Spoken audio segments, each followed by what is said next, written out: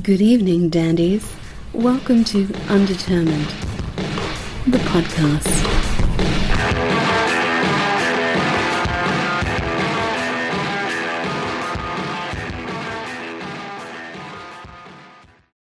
How many have you done so far? Have you done quite a few? Or? Oh gosh, we're closing in on like around 200 episodes, something incredible. like that. I had a little look through, of course, but yeah, I kind of didn't know the full history. But yeah, it's good. I don't know. I think any podcasting, you've got to be. It gets better when it's like got that momentum.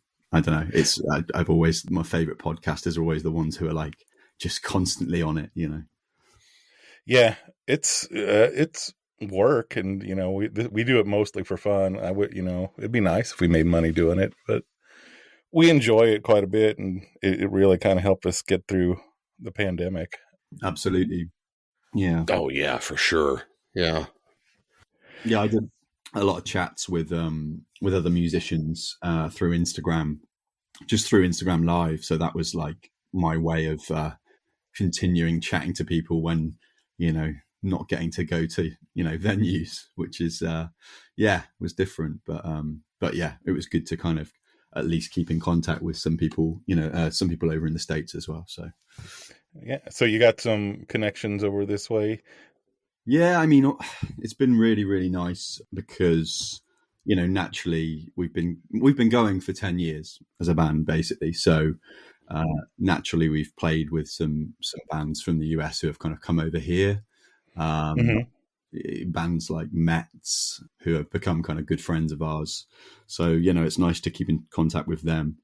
Yeah. And it really, it came in handy during the pandemic just to kind of like, I don't know, it was a nice way of like keeping everyone, keep everyone's brain ticking, and I think everyone was really receptive to chat about what they were doing while they couldn't do the kind of the live thing, which was obviously a shame, but yeah, everyone was very receptive to it.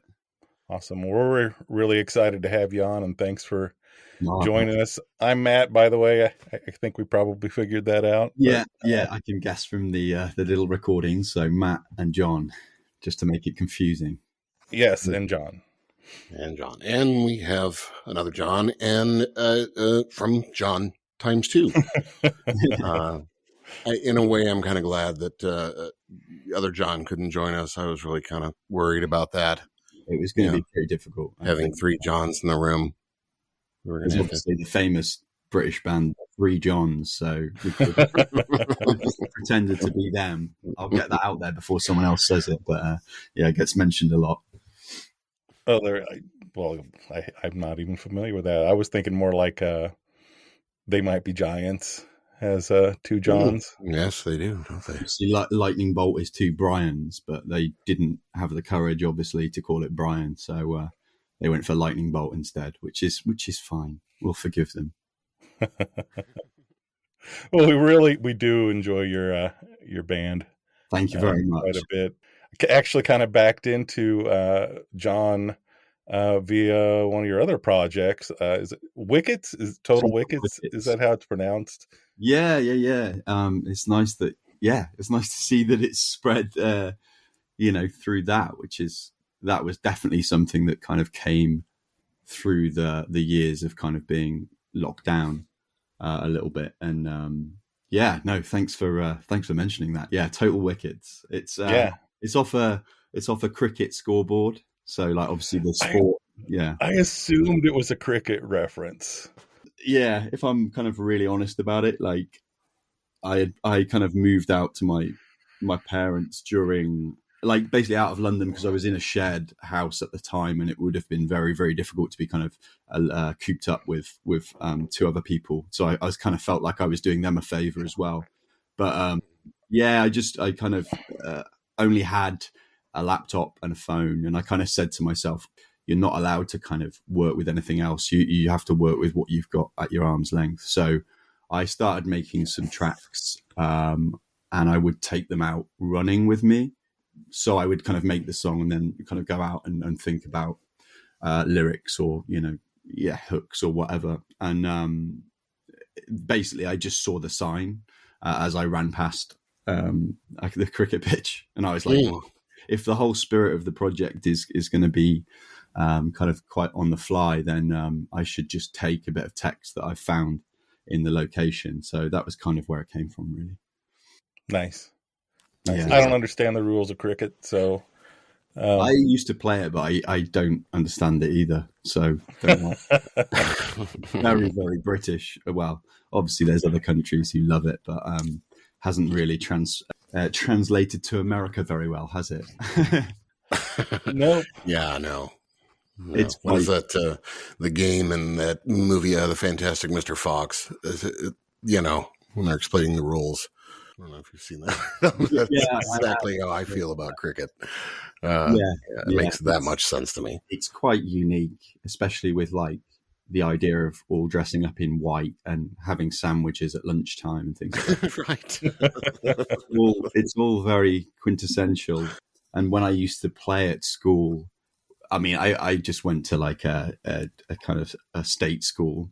And I remember going to play a school, like basically I lived in the countryside. So let's be honest, there was a lot of affluent people and there was a lot of private schools. So one time we went and played this school and they had like proper, like, you know, servants coming out with sandwiches and stuff. Oh, wow.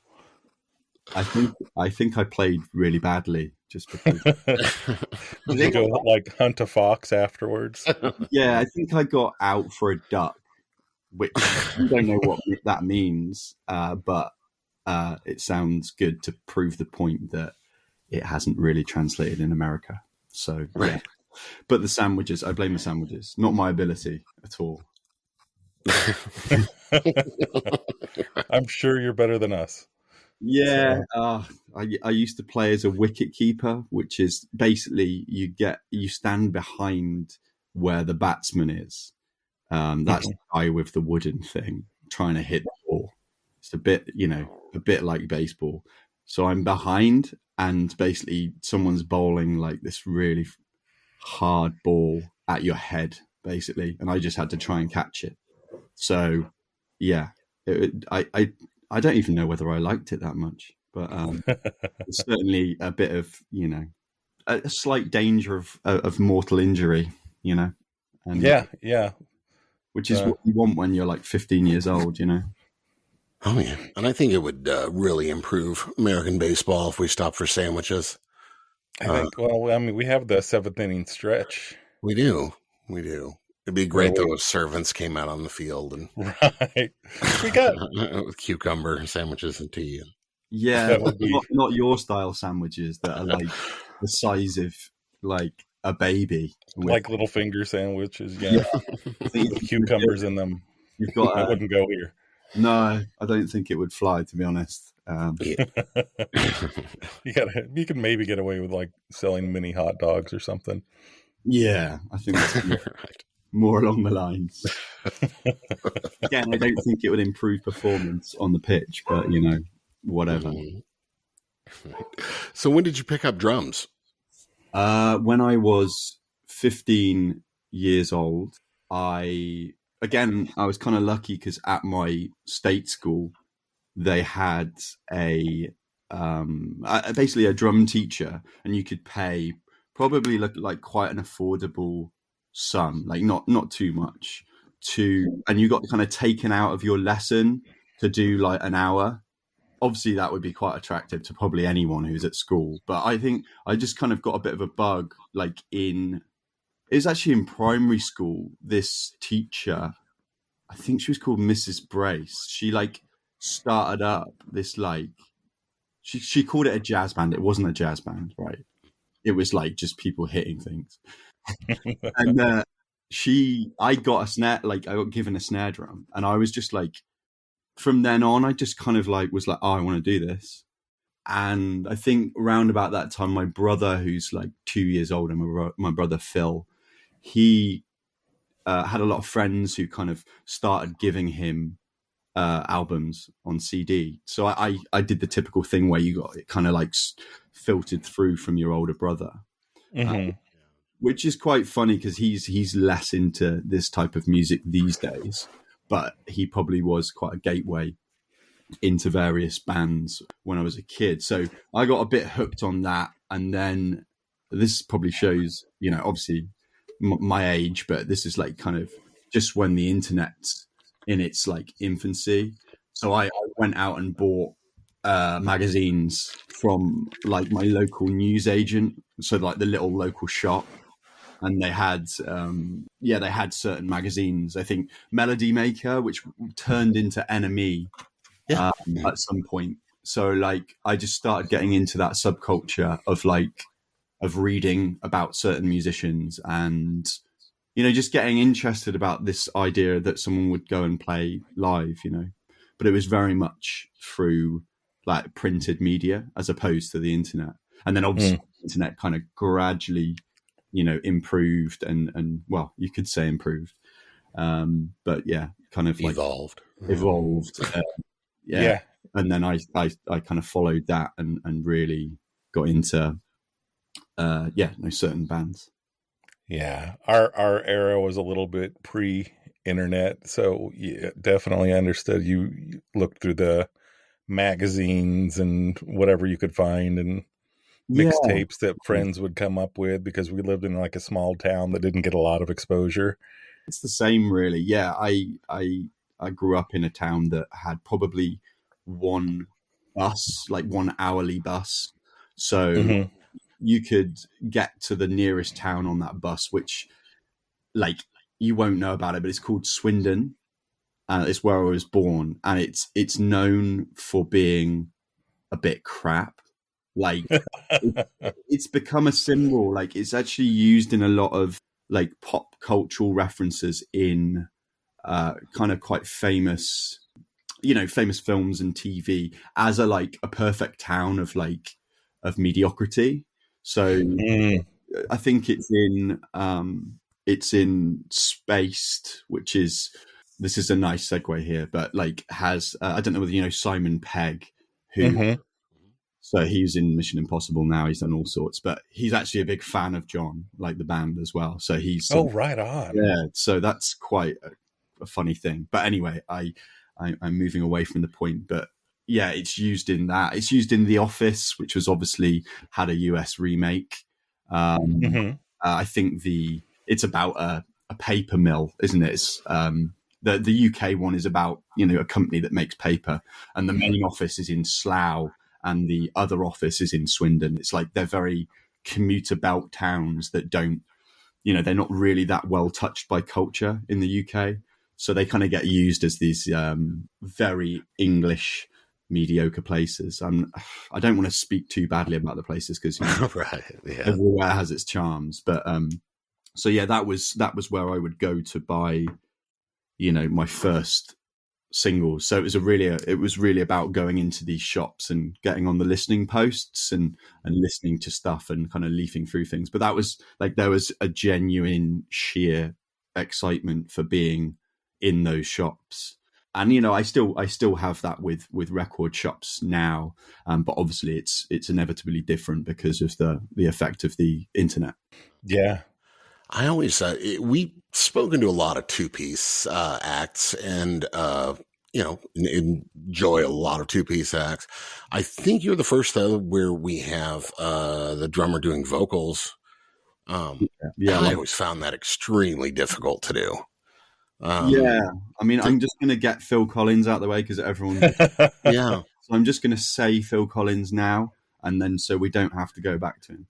What I say to people, because I get asked about it quite a lot, because obviously it's less usual, is it's just been like tiptoeing down a path, really, because when we started the band, I asked Johnny if he could sing.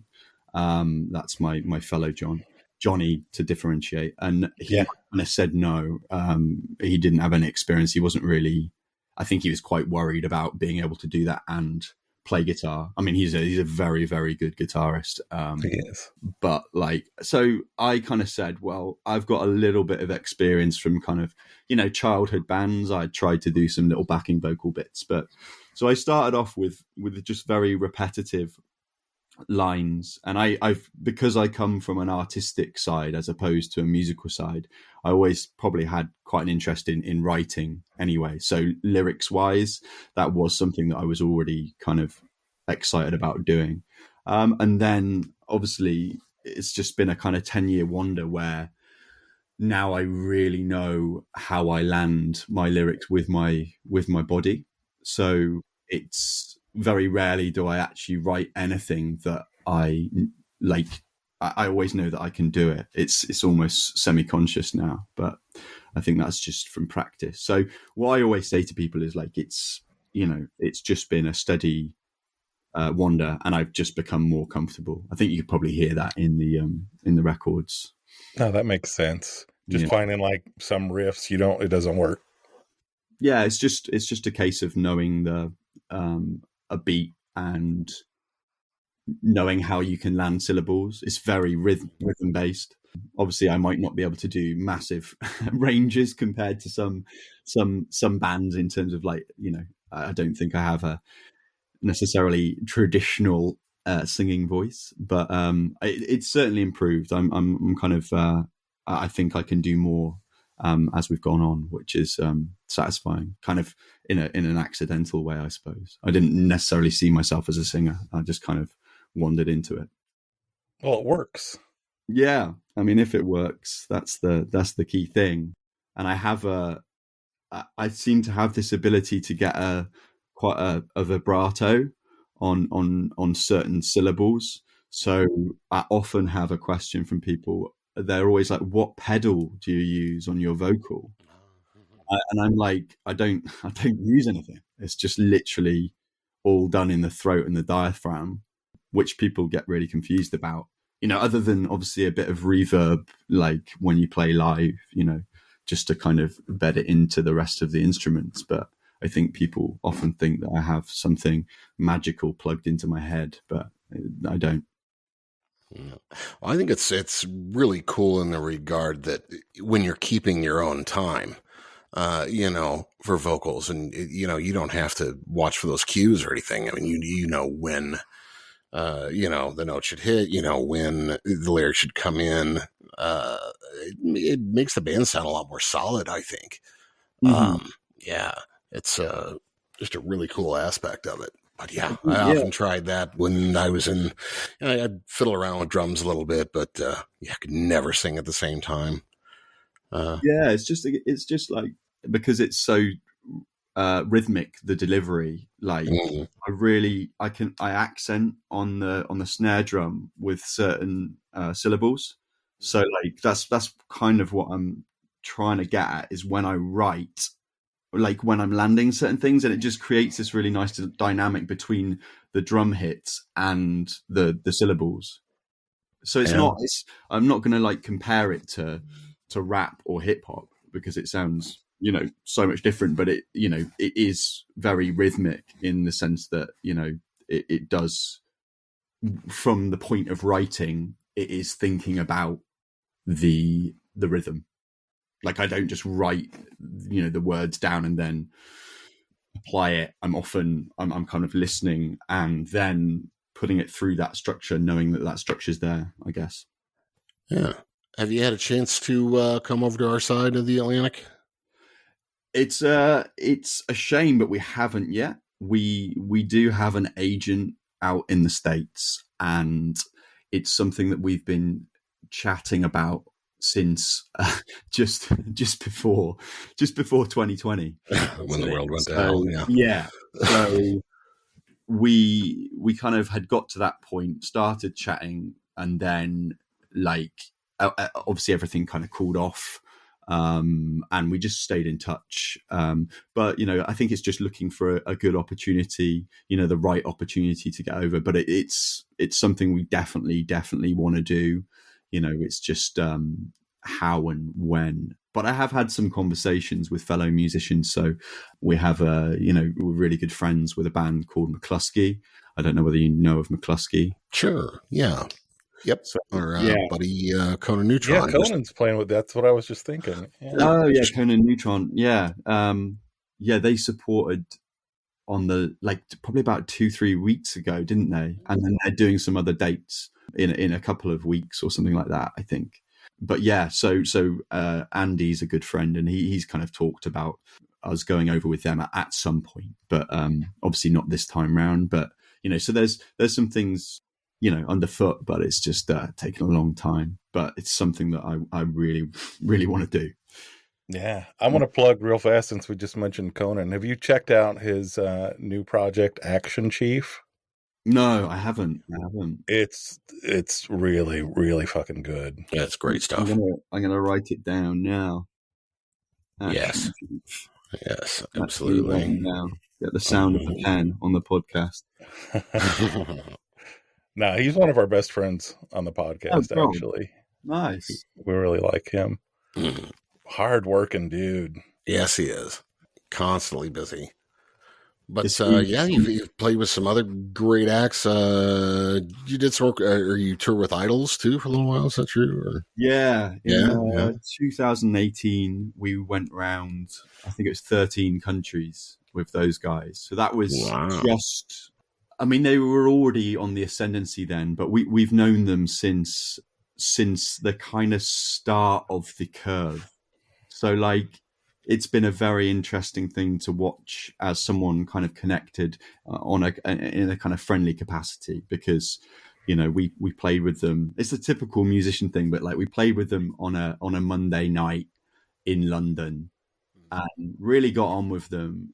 I think we played to probably 200 people, and I just heard the songs. They were new songs, and I just thought that some of the lyrics were just really potent and got stuck in my head. And basically that was, they were a lot of the new songs that were forming Brutalism, which were is the first album that kind of really kicked everything off for them. So yeah, we kind of played with them a couple of times on that initial tour. And then with the second album, we went on this really big road trip with them, managed to get on the bus because there's only two of us as well. So that was a nice experience. That's a perk, yeah. I don't know whether we'll ever get that again, but yeah, it was pretty special. It's one of the best things that I've done in my life, I think. I really like them. There's been, and I don't think it gets enough mention, or at least where I'm listening, just how much really good post-punk stuff has been coming out in the last few years. Yeah, it's been bands like them have really open the doorways to guitar music. So it's been positive like that kind of. I mean, there's positives and negatives, because obviously you do get lumped into categories, and that's sure. That's can be frustrating when you come from a background of really trying to get some get concept and intricacy into the songs, and I think some people listen to it very face value and be like, oh, that's another kind of punk band or post-punk band or whatever band. But I can't argue that it's definitely drawn attention to other great bands who are kind of operating now, and they have been very supportive to us. So regardless of their movements in kind of up the ladder, I'm incredibly proud of them. Yeah. There's a lot of stuff I've been listening to. What are you listening to right now? What's something kind of localish that we should be checking out? Right. Jeez. Okay. So you want UK recommendations? Or really anything, if there's something that you're thinking that we should check out. We love. Yeah. So I'm going to be really. This isn't nepotism, because I genuinely think they're an amazing band. But my partner's band, Leona, she's in a band called Gen, which is GENN. Okay. And they're kind of 3/4 Maltese band. So I think they're probably the biggest export Malta's ever had, being a small island in the Mediterranean. But they've got a new single coming on the 26th of this month, and I'm really excited, because obviously naturally when we're sat around at the dinner table, we're talking about always ends up being work, which is kind of frustrating. But yeah, like I'm excited to see the response to that because they've worked really hard, and I think it's a very strong new step for them. But yeah, they're also a hard one to categorize, which is nice. I think they've taken a lot of risks. I don't think they're necessarily a post-punk band. They have a little bit of loudness in there. They have a little bit of kind of psyche wandering. Yeah, I think I'll do an injustice by trying to tell you what they sound like, but I'm excited to see how that goes. I suppose on the louder side, there is a real kind of great current crop of kind of UK bands that we know and love. So we're playing in London at the end of the year, and our friends Dits are joining us. They had an album come out recently, which got a very high rank on your US Pitchfork website. So that's doing well. And they're good friends. There's a criminally underrated band called USA Nails. I don't know if you've heard them. No. They've all played in hundreds of bands over the years, including the singer Stephen was in Ocean Size, if you've ever heard of Ocean Size. Oh, okay, yeah. Yeah, and they're longtime friends, supporters. But one of these bands who just they just constantly write. They're just so talented, but I think they also do fly under the radar a bit. They're very. I don't think they really care.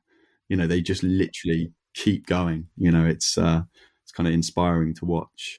Those tend to be our favorite bands. Yeah. I mean, there is. Yeah, it's funny because there's a lot of people like that. Where I mean, we're lucky in the sense that we had a lot of support from the BBC over here. So on the radio, which gave it a bit more of a wider spread outside of kind of more niche circles. So we've kind of moved in slightly different directions. But then again, we're still very much in touch with having played, tiny sweatboxes over the years. So I don't know, it's not grown that much. Like we've always been on a steady path because, you do see people kind of gain investment and jump up to the top very quickly. And I'm kind of proud to be a band who just, we just kind of quietly get on with what we're doing, Yeah. You've got a label too, is that right? Yeah, so Pet Care Records was, what is a record label? But that was a way of releasing the first album. Honestly, no one was interested. So we put a bit of money aside and managed to, press that record.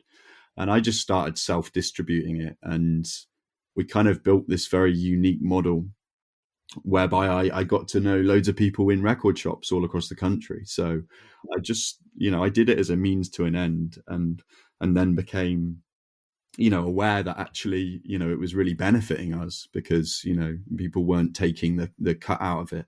So eventually on the third record, so the last record, Nocturnal Maneuvers, we did have some interest from Brace Yourself Records, who I kind of knew of the guy who ran that label, a wonderful guy called Ivano.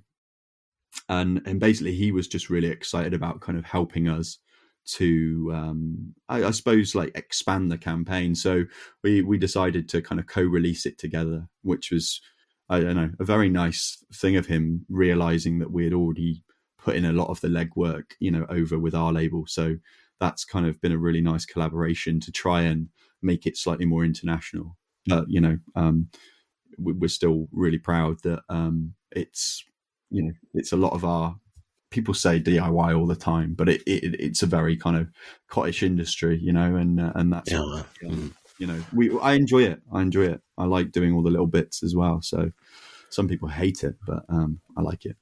Do you have any distribution over here? I think, through Brace Yourself, I think we had, I think it was is it Red Eye or something like that? I don't know. Okay. Something like that. But yeah, it was available in the States. And obviously we do send stuff over to the States, but we just say that it's a gift, so don't pay the taxes. Maybe I should have said that. What? Shipping No, I need to pick up. Very generous people. I always have that. Oh, do I want to order from overseas? Because that shipping will kill you. It's difficult, and Brexit, obviously we won't go into that in too much detail, otherwise I'll end up crying. But yeah, now that's made it, very, very difficult, especially in Europe as well. It's really, I had a t-shirt returned today because something's gone wrong with a customs form. So it's frustrating because I think a lot of people, people just didn't know what they were signing up for. And that it's a network. It's a vast, vast network of, logistical things, and just voting off one piece of information or two pieces of information, or, lots of money written on the side of a bus, which is what happened on the campaign. Like it's just not, that's not the reality of it. You've got to understand that it's a lot bigger than that. So it's not a surprise that all these things have been, affected. Yeah, we had a conversation with Andy from the Bonnevilles. I don't know if you're familiar with them, Northern Irish band. I kind of know the name. I don't know. Yeah, we haven't come across them, but I kind of know the name of the band. Yeah, I think especially there, Brexit, they're just like, what are we going to do? It's a disaster over there, especially because they've got like that line right there. And like, how do you manage that border? That's unforgivable. It's really unforgivable because the amount that they fought for, a sense of peace, to have reopened that can of worms is just unforgivable, and I just, it's really upsetting because, obviously we've been over to both Ireland and Northern Ireland, and there's still a palpable kind of viewable history there. You can still see certain things that, and it's good to, remind ourselves of those things so they don't happen again. And it's really frustrating that those things are really come into question again because of this, really. It's like another part of the network that people didn't think about, Yeah. Well, 13 countries going back to that tour. That's not exactly just plugging along. What's the wildest place the music's taken you to for gigging?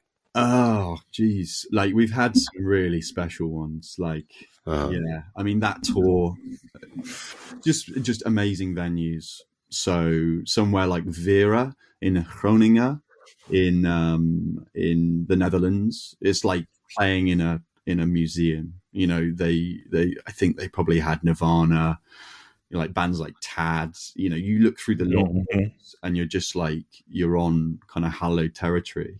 There's a weird little tiny place called Bad Bonn in Switzerland, which looks like something out of a David Lynch film, like a little saloon bar, but in Switzerland. I woke up on the bus, went outside, and I was like, basically just on the front of the pub, there's just this massive banner that says, "Where the hell is Bad Bonn?" And basically, I was like, where am I? So that was amazing. And people just like turn up in cars out of nowhere and just fill this place.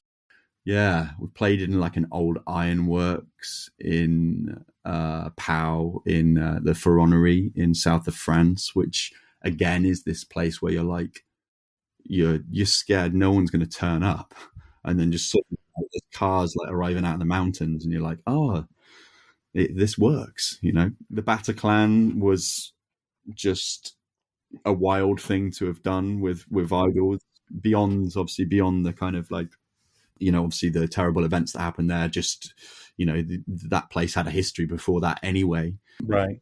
Yeah, and just playing that kind of size of venue was really special. And then I guess like more recently, bigger festivals, so we played on the same stage as Patti Smith this summer. Oh, nice.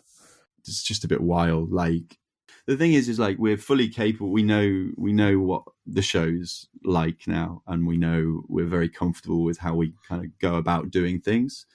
And that was pretty wild, because I think it was probably the first main stage show that we've played, and obviously with Patti Smith. That was a great one. Yeah, not a bad bill to be on. No, incredible. Just one more, like, completely end of the spectrum, is we played in this cafe in Le Mans in France, which is obviously more known for, like, they have like a Le Mans 24. It's like a racing driver, like racing driver thing. I don't know, how do I say that? So it's not actually that well frequented by bands, and we played in this like tiny cafe, which probably held about like 40 people, and we actually set up just outside like the kitchen. Again, you start off thinking, how is this going to work?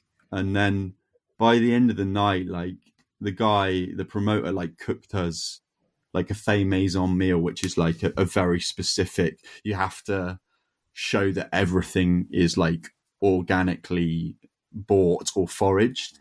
So it was just like the best meal ever, and you're just, it did work. It's just, sometimes you just get in these remarkable situations, it's a lovely thing about doing it. It's really, regardless of the size of the show. Yeah. Have you always done your own tour scheduling with the DIY aspect, or? We did a lot up until probably the second album.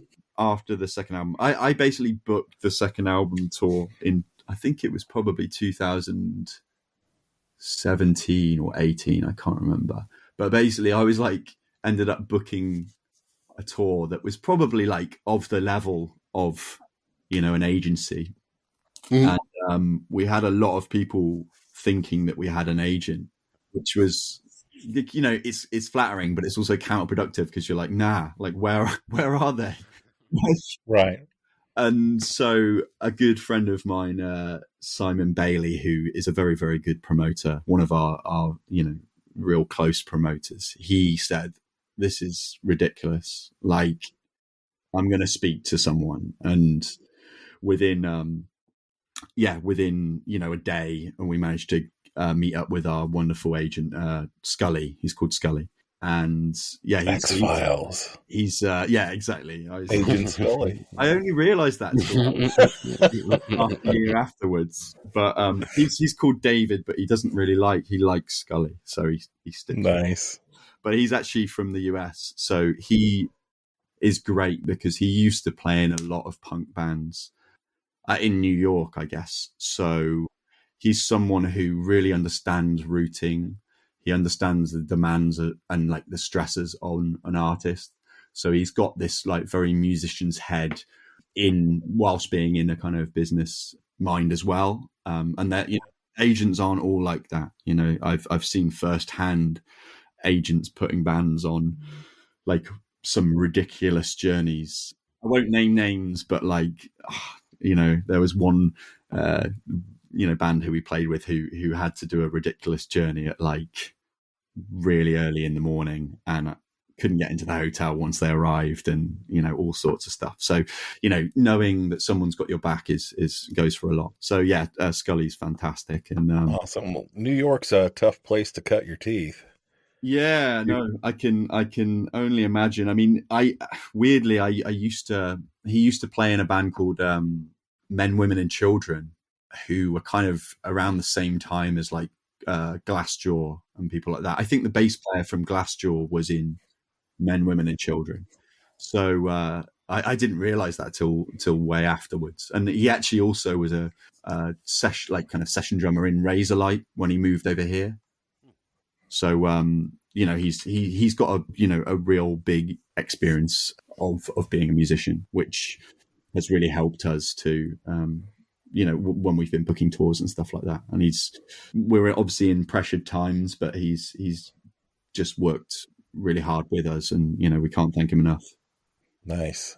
I was just realizing, I think maybe our time mix up earlier. I don't think I identified that we're in the Midwest and not like on the East Coast.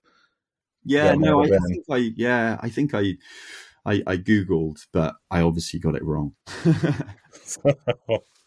We made it work. I appreciate you sticking around for a little bit extra for that. Absolutely. So, no worries. I was kind of thinking earlier when you were talking about, playing in smaller places, and that's kind of what we're used to being in the Midwest. Yeah. Is, I live in Kansas City, which is one of the bigger places, so we actually do get shows. But John and I spent a lot of time in like more rural Midwest towns. And when somebody shows up, man, you could look at it and think, oh my God, this is nothing. There's nobody here. But it's such a treat for them to get any kind of show that people will show up from miles around a lot of the time. I'm imagining it's probably similar there. Yeah, I mean, you are pleasantly surprised. Like some of the best shows, that we had on the last tour. So we did manage to get our kind of album tour in because it was just off the back of COVID. We timed it really nicely in October 2021. We hit some places that we'd never been to. So like Stockton-on-Tees, which is, most people would prefer a Newcastle date over Stockton.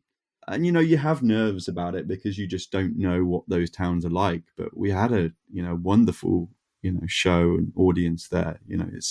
So I never have too many kind of prejudgments about stuff. I think all places have something kind of wonderful and sometimes something wonderfully odd to add to, a tour roster or whatever. But I sometimes I wonder, I'm like, where are these people coming to? Really, like coming to or coming from, and it's really gratifying to see, people who know the band and want to see it. So that's why I'm kind of like, I'd really like to test the water in the US in some way, because you do see like through kind of community functions like, Bandcamp and people buying stuff, that there's a big audience out there, and we do have some really loyal people out there, but we keep plugging and we keep looking for that opportunity. But I'd really, it would really be a dream, it would be a real dream. Yeah, I think one of the biggest issues we run into here in the U.S. anyway is just awareness and getting the word out about shows, promotion. There's been so many shows that have come and gone, and it's like I never even knew they were in town. And I live in a medium-sized city, about 80, 100,000 people, something like that. But so many shows come and go that we just don't get promoted enough and don't get advertised well enough. So I think that's the thing with coming, on a, we say like a soft ticket, coming with another band who maybe have, a bit of legs to them to kind of introduce yourself, obviously that was a kind of given with those Idols shows that we did in Europe. And we got very unlucky this year again with COVID, because we kind of had to boot off a load of our European dates. So we kind of feel the same way about Europe as well. Like we're kind of itching to get back out. But, at the moment, we're just trying to be sensible about things and, make sure we go and do the best stuff we can. So it's a kind of similar thing, really. And it's, it's still the same in the UK as well. There's a lot of people who support music, but, still challenging times. Yeah. So what irons are in the fire right now? Are you focusing on writing? Yeah. So I guess this is going to be probably released after the single comes out. So I can probably talk about it. So yeah, we have a single coming like on next week. So I don't know how to do this, whether to say the date or whatever, but yeah, when is this going to be released? Just to check. Usually we get it out in about a week. Okay, so that's great. Right. So we'll have our new single out by the time this goes out. It's called Theme New Bond Junior. And yeah, it's a standalone single. And it will be coming out on a record with a B-side at the start of next year. So we're kind of releasing the initial digital single, and then there'll be a physical thing as well. And we just thought it would be, we worked hard thinking, it'd be really nice to kind of keep the momentum off the back of the last record, Nocturnal Maneuvers. And also, it's kind of the first chapter in what is going to be lots more stuff. So I can't talk so much about the other stuff, but we've just been working really, really hard behind the scenes because, within a lot of things that you can't control at the moment, with the challenging times of kind of cost of living and COVID kind of still slightly rearing its head.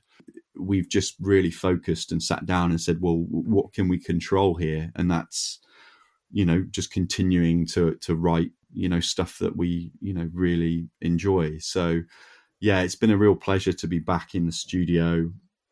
This first single's produced by, it's recorded by a guy called Tom Hill, who we work with. He's in South London.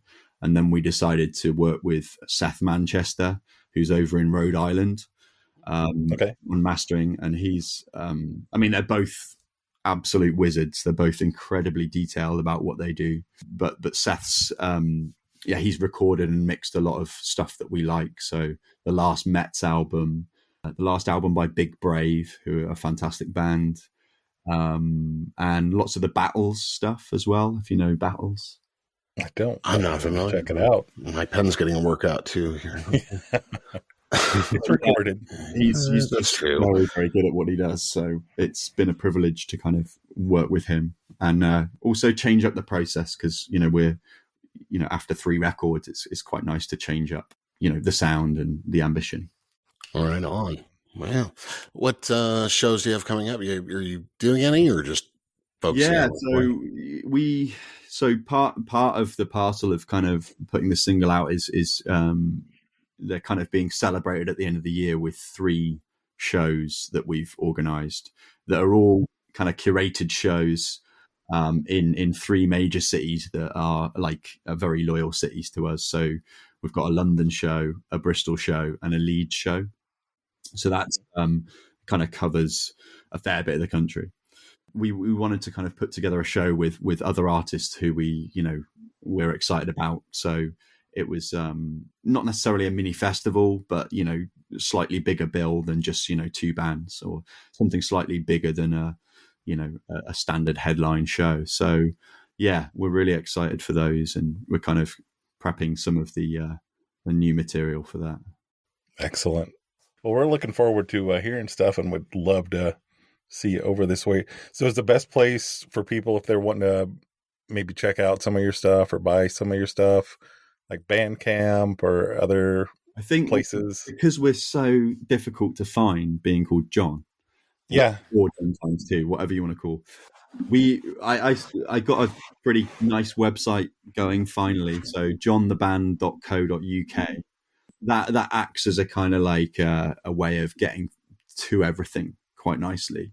But we can, you can find us on the streaming sites, John brackets ×2 in the words, which I am fed up of having to say, but that's my fault. That's my fault. And then Bandcamp is just been a really, really amazing thing for us. The ability to kind of create a bit of a community, and we see really, just really loyal, people who kind of keep coming back. I do all the design work and all the artwork because that's kind of nice. Yeah, you have some pretty cool looking. Yeah, stuff. Thank you. Yeah, no, I've always. I studied art, and that's kind of, I see that as one with the music. It helps inform the way you write lyrics. It helps inform the way you kind of, create the world of an album. So I kind of keep this kind of consistent vein running throughout everything. And yeah, that kind of runs in the merchandise and the artwork for things. You know, I'm always trying to create greater meaning or a kind of additional view of the sound of the music. So you know, it's really, really important to, you know, to both of us, you know, me and Johnny. Yeah, some fantastic shirts. I need to get one, especially. Yeah, we need to. Yeah. We need to get several things. It's Yeah. They all cost money. they cost, and it's not even that. It's the shipping, man. Yeah, It's what it is. hurt. It's just, Yeah. I know, yeah. think I'm going to do it, and then I see the shipping cost, and I'm like, maybe later. I've done it with various kind of US bands, and yeah, I can completely sympathize. It's difficult because we actually take some profit off our t-shirts for countries further afield. So like we won't put the full cost of the shipping of what it actually costs. Like we'll you know, take a bit of the profit off to make it more inviting, so we, you know, to get them over there, you know, because it's nice. I don't know, I like this idea of someone walking around the middle of nowhere in a desert, you know, in a John t-shirt. Yeah. No, I love being the guy that's like in the middle of, you know, the Midwest, where I'm wearing the shirt and nobody knows who the fuck that band is, but I hope They probably think you're a toilet, right? Because they're like, doing a toilet, right? Yeah. Which is a dangerous set of affairs, really. Yeah. I think I just made a post about that the other day about, you know, all the people who are complaining about being called Karens.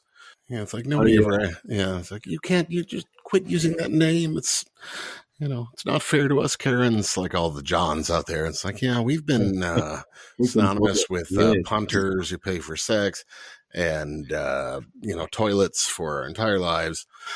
And we don't complain. right. Maybe I shouldn't go to America. We're all right. We're all right over here. I'm unscarpered. No, you definitely should. Yeah. Definitely should. Yeah. And hit Kansas City as well. What's your favorite art medium, you know, for visual art? So I'm going to it's a side swerve, but basically I used to work for an artist over in the UK. He's like a really great conceptual artist. He's probably one of the greatest living conceptual artists in the UK at the moment, in my opinion. He's called Ryan Gander. He actually made a wonderful video for one of the singles off the last album called Shabensko Powerhouse. And I have the reason why we got on and the reason why I kind of spent 7 years working with him is, you know, we both had this kind of view that the message, the medium follows the message, basically. So, you know, you think about an idea, and that idea usually kind of tells you which way it should form itself. So in that case, like, I don't really have a favorite medium, but obviously I make music, which is a limited medium, but it's nice knowing, you know, the restrictions of each medium and what mediums can bring to the table when, you know, you have an idea. So, right, you know, like I'm trying to look around my little office for an example, but so like there's a picture in the last album, which is a photo. It's based on a photograph that I took of a photographer. Sorry, I can't speak. A photographer trying to take a photograph of me and Johnny. So it was this kind of accidental image of this guy struggling to take an image. And I kind of thought that it would be really nice because it was a photograph to turn it into a kind of a lino cut print. So that's the image that's on the inside of the album cover, and I've got it framed up in my office. But you know, it just, yeah, there's something about the history and nostalgia of a lino cut. It's at a certain time, which kind of subverts the kind of glossy photograph that it was supposed to be taking. Sorry, that might sound incredibly pretentious. Sorry. No. But do you know what I mean? That's an example of where I'm always thinking about the medium and what it brings to the table, what it says in addition to what it is. I don't think it gets talked about enough, but I think that's kind of one of the more awesome things with vinyl kind of coming back. Yeah. Is I think it really provides a better, I guess, format to express a lot of that sort of thing. Like a little cassette or CD sleeve, you don't really get the feel the way you do with an album. I mean, I do really love the process of kind of developing those like projects alongside. And I think that's one thing that's quite unique to us is I will always start making the artwork while I write the songs. So it's not an afterthought. It's something that like builds with the world. And I think a lot of people, I guess because, not everyone feels like they can do it. They often, outsource it to other people, which is fair enough if you don't feel able to kind of represent what you want. There's no problem with working with someone else. But I've just always really liked this idea that the visual and the audible kind of go hand in hand, and it seems to make sense to me to honor both at the same time, as opposed to it being kind of this afterthought once you have an album complete. And I hope that comes across in the music. And I think going back to what I said about being kind of pushed into certain categories, like the visual is just as important as like audible influences for me. So I've always tried to kind of make it quite clear in interviews that, a book can be just as influential as like a song, or a film can like really create a whole song for you, So I just, So, that's why it's been really nice to see people, I mentioned Simon Pegg before, like people like him come on board and say that they really like the music because they are people who come from a cinematic background. And I grew up with stuff that he had made. So, it's really... Wow, that's awesome. Yeah, I love Simon Pegg. He's one of my favorites, actually. Yeah, he's a really nice, approachable chap. And he seems like he would be. Yeah, he's been I mean, the funny thing is he's been there from the start. Like, I think people might think, oh yeah, he must have like heard it on BBC Six. But he heard it like way before. And I've always wondered, because I think I worked with a friend of his and it might have filtered through her. Like, I don't know for sure, but it's just, it's really nice because both of us, me and Johnny, grew up with, comedies like Spaced, and I can't remember the other one now. Jeez. I'm just thinking Shaun of the Dead, just because it's everything in the Halloween. It's the time for that one. Yeah, the Cornetto, such a good film. The Cornetto trilogy is just fantastic. Some of my favorite work. Yeah, great films. I would recommend Spaced as well if you haven't seen it. It's very kind of very English comedy, but just really creative. Like it was you'll see similarities, like the natural precursor to that kind of Cornetto trilogy. I think it's like you can see where some of the ideas developed from that. Definitely. Well, I've got a loaded weekend of a whole bunch of music to listen to and films to watch. Yeah, I'm excited. Good stuff, for sure.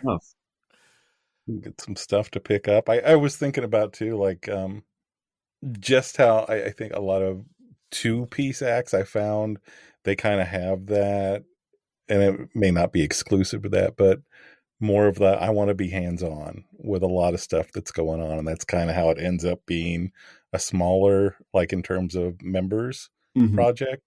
Would you say that's like something you relate to? I think like it was kind of an accidental state of affairs because basically we did have another friend who kind of started jamming with us, a friend Ben, who's my longtime childhood friend, but he was very busy working as a studio engineer at the time, so couldn't really commit to it.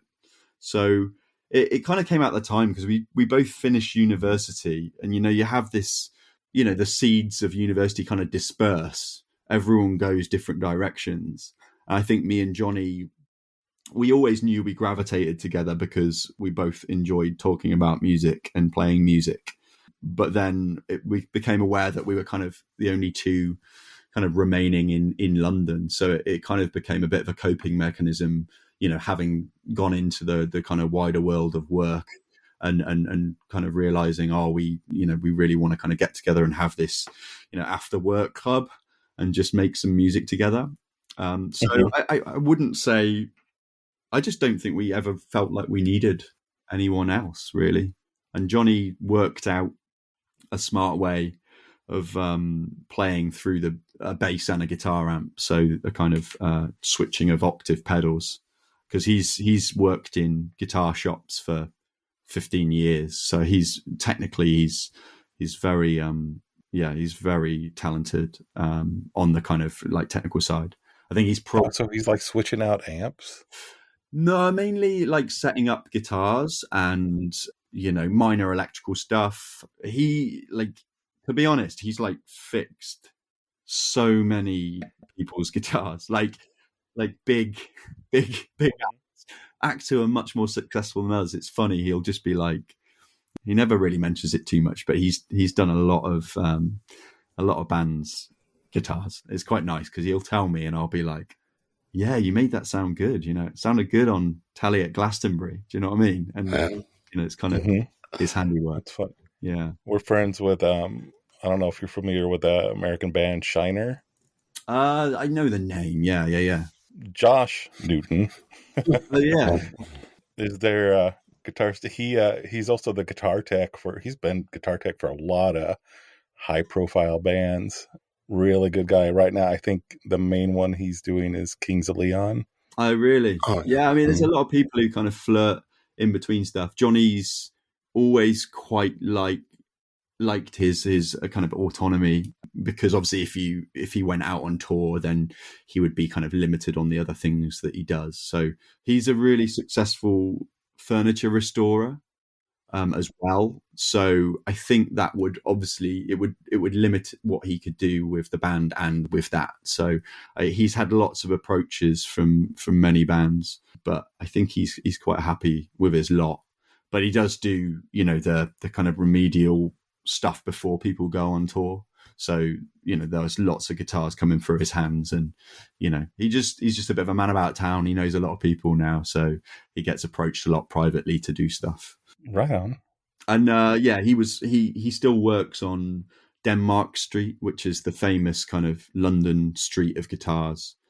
It's kind of been decimated, obviously, by a lot of places have closed there. There used to be a little dive bar called the 12 Bar, which closed down, and rehearsal rooms, just because that area of London, it's the centre of London, so it's just vapid change. They had the Astoria, which was one of the biggest venues in town, which got demolished for Crossrail, which is a big new rail network. It seems odd just looking in that gap and being like, I went in there to see, like, I don't know, like, yeah, when I was like 16, Yeah, it's a shame to see some of those things come and go. Yeah, we've had a lot of that's happened here. So my places aren't here anymore. Yeah, I think COVID didn't help. No, it didn't. Of course not.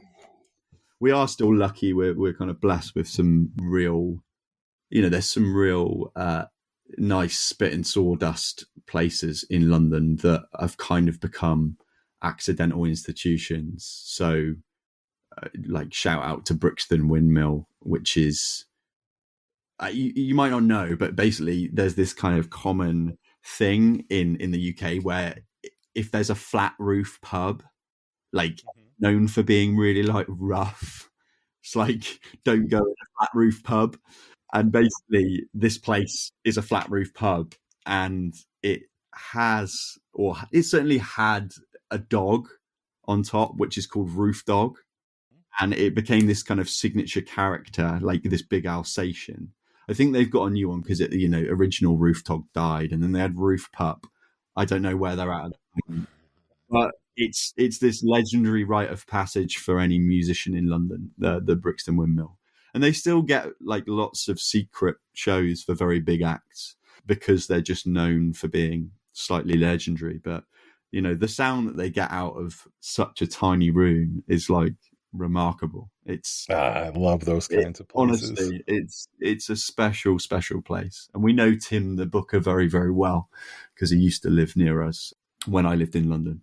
And he's really great. He's helped an immense amount of young acts who have now turned into, almost superstars. So like Black Midi, their first shows were there. Like they were all playing in churches, I think, when they were like 16, 17, and no one would give them a show. Them, Shame, they started there. Who else? Oh God, too many to name. There's an act who we know called PVA who are just, they've signed to Ninja Tune and released an album yesterday, and they started there. So it's a little hotbed of talent, really. I'll have to look that. Man, I need to get to London. Yeah. It's one of those places that you should definitely visit if you are coming over, and you will be frightened by the look of it outside. But it's kind of like old Irish pub vibe because the guy who owns it is Irish. So you get these like locals who are just watching sport on the TV, and then you'll have like a really bad post-hardcore band playing in the corner, and like no one has a problem. It's all like, oh, this is just what happens. Yeah, just on their Tuesday. Yeah. I shouldn't say really bad post-hardcore band, but they just have like a really, they're very accepting of lots of different stuff, which, to cut your teeth and get a chance to go somewhere and play, that's dead important. We started out there. I think we played maybe like our third show there. So, we're not included in all the little all the little articles they get about all these bands who have come out of there for some reason. But I'm like, we played there loads. Maybe we should be in there. No, I don't know. Just hang up a picture of yourselves in there next time you're there. Nobody will notice. Above the toilet.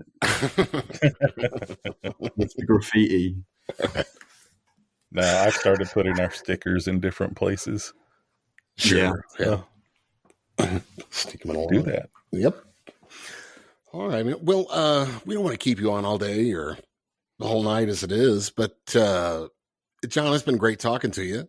Yeah, it's been a pleasure. Like, thanks for being interested from afar, and I really hope we can get over. Like, obviously, it's just going to take a bit of time while things kind of settle and mull around, and hopefully off the back of this new single, we'll have a nice bit of momentum to either come and see you over there or you can come over here.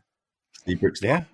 Well, we would love to see you come over here. And I know I throw this out to pretty much all of our overseas friends, but we've got a few people that we know in this part of the country anyway. If you're looking for venues, it's always like, it's really reassuring, like when you find out that people are just that it is spreading, and like I said, we've always been on a relatively nice, slow, organic trajectory over the last albums. All the bands that we like have kind of gone with that steady propulsion. So it's good. It's nice to hear from people from afar who are enjoying it, and it's nice that you mentioned Total Wkts as well, because that's yes. I mean, that's just bonkers. So thank you very much. Oh, I should shout out to Julie Bonifay. She's the one that turned me on. She's a friend of ours. Oh, wow. So she was like, you need to check out this Total Wkts. And I did, and I liked it. Oh, brilliant. I mean, that's wild. They were made like so close to my hands, and it was, I think the second record got into the Independent Breakers vinyl chart in the UK, which, like, I'm not interested in shouting too much about, like, you don't know how kind of small this outfit was, but that was pretty wild, because it was really me just packing them up and sending them out. But I can't thank everyone enough, really. It was pretty amazing. Absolutely. Yep. Digging all those tracks. Yes, it's all good stuff, and I need to pick up some of both. And when I get a winning lottery ticket, I'm going to be picking up some shit. I'll get down the post office. Doesn't get returned. All right, you guys ready to wrap? Yeah. Okay, we can do that. Thank you, everybody, for listening to Undetermined the Podcast. Special guest, John Newton of John TIMESTWO. Thanks for listening, everybody, and go buy their music, merch, all the stuff. Is just fantastic work, and we appreciate you very much. For sure. What's the single again? It's called Theme New Bond Junior, which I know is a mouthful. And yeah, it'll be out by the time this comes out. Right. So just go look it up. Just go find it. Yeah. Just Google John and just search forever. There can't be too many bands. Nah. John, what? I think it's fine. I can find it. Yeah, I found it. Well, we found it too, and I'm glad we did. Yes. All right, everybody.